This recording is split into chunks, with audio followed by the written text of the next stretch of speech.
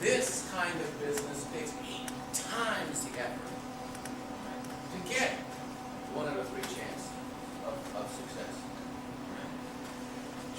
How about an existing product? By the way, give me an example. Someone give me an example of a new product in an existing marketplace. Sorry? Awesome. iPhone. Steve Jobs. His iPad too. Sorry, his iPod when it first came out was the 14th, okay, MP3 player onto the marketplace. Not the first. It was the first with certain features. Right? People running around with stuff already, right? How about here? Existing product, new markets. Remember, you've got your idea, right? You're thinking about your idea. In which quadrant it falls in. Let's do some examples now. Make an existing product into a new market. Can you give me an example of that? Stick with the iPod or iPhone. At some point in time, we introduced, get quick. Taking food to China is working. Perfect, thank you, great. Not that I necessarily want to do that, but yeah, there you go. Now what happens to that? Probably the success drops to 1 out of 5, but it's actually a lot easier. It's not as easy as doing the pizza shop, right? But it's actually easier than convincing people first time around in the US to buy my iPhone. Okay? Why is that?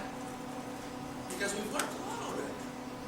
We've learned a lot. And we've failed a lot, probably, by doing the iPhone in the US. So, what we want to do is clearly understand which of these is our business. Now, I'm going to tell you something. You ever heard of people say, I got a great idea, can you help me have one business? Oh, that's the best one you ever do. No one's ever built it. No one's ever used it. It's the best thing since sliced bread. Right? You ever heard that? I get real worried when I hear that. Because that's over here. Large corporations call it diversification. It doesn't work very often. Okay? You're changing people's minds. It's also, by the way, I have a different word for it. I wrote some stuff on this before. I call it missionary work. Alright? You might as well be creating your own new religion. Right? It is that hard to introduce a new product into a new marketplace. Now guess what? Think about it. Mr. Mark Engler, your peer, is successful today selling what is called the percussion mallet or a guitar hammer. Every time I bring it up with her. Okay. And people around the world are now using it. It's got one of the best guitar players that plays for the King of Spain. Uses it. He even can play flamenco on it. The problem is it's a percussion instrument, and there are no real percussion accessories for guitars. For drums, there's lots. Right? So he's got a new product and a new kind of marketplace. It ain't easy, which is why I decided to run with it, because I like challenges these days. Probably success 1 out of 20. Effort, way up there. Okay, way out there. So think about your idea. Where does it fall? Because that will have a lot of implications on how you proceed through this whole process. So when you want to try to test your idea, there's some things we want to remember.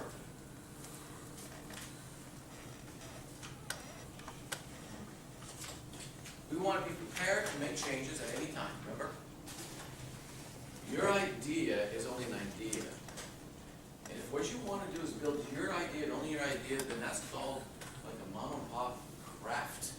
Go to a craft place sometime and show your people what you want to what you build.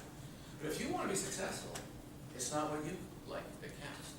It's what your customer likes. And in particular, a really good exercise, write down a whole bunch of features that your idea's got. Excel spreadsheet works out here. Another column. For each of these features, what's the primary benefit being delivered? The benefit being delivered. And by the way, if you can't put and fill that box in, that feature is worthless. And if you only have 1 or 2 little features and 1 or 2 benefits, you're going to probably get knocked out of the box pretty quick as soon as someone else picks up on your idea. You should have a litany of features and a strong argument why each one of these things means something to who? Means something to who? Customer. Huh? Customer. Yeah, but what kind of customer? There's by the way, the customer, a lot of people buy your stuff, but about 80% of it is bought by 20% of the people in the world, and that group is called the target, right? We care about the target. We're going to do market research, we're going to study and evaluate the competition. What are they doing? And by the way, whenever anyone comes up to you and says, by the way, it's a great product, come with me, there's no competition.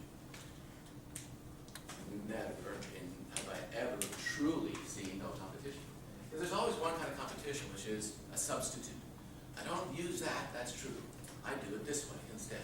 All right? And you have to, if your product's going to succeed, it's going to have to displace these people from doing what they naturally do without your being in their face and near the existence.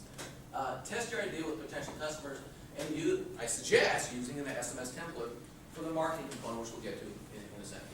Okay, protect your idea. You can do patent. We did talk about copyright, but certainly that's what you can do for printed material. You can trademark. There's a different department in Washington for that. You can get a trademark. Okay, a little TA.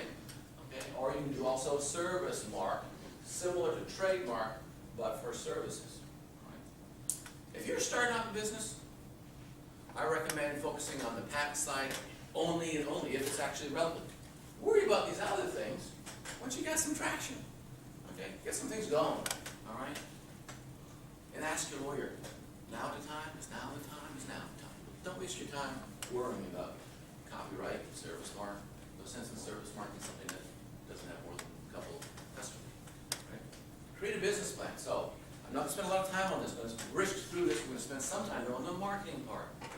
Because the marketing part, with all due respect to Dr. Zimmerman and all the other professors from other departments, it's the marketing part that's got to win.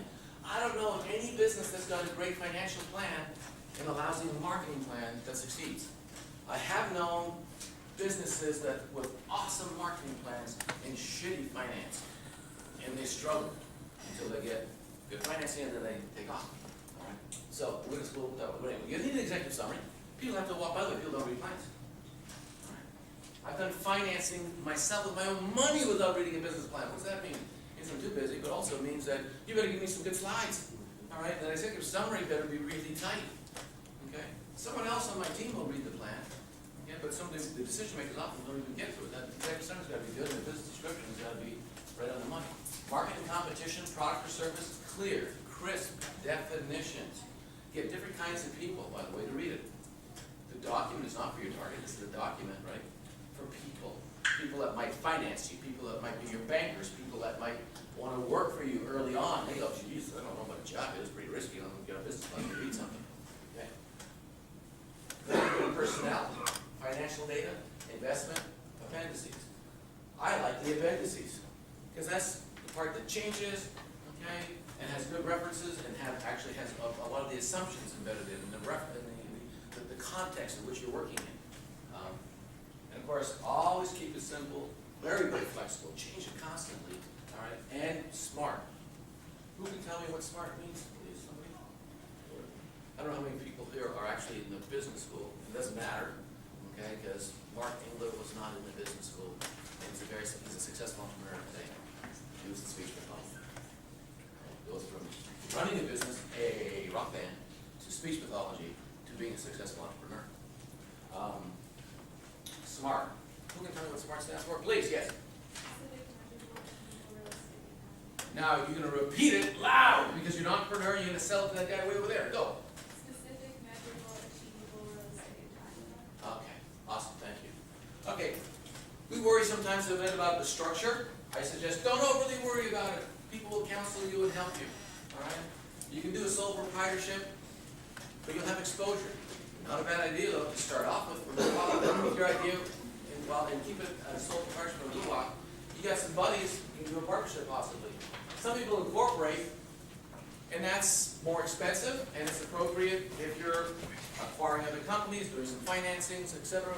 Today though, most companies, let's see, the last 8 that I've done, 7 are LLCs. So I want you to run with the idea that I'll probably be an LLC until my lawyer can convince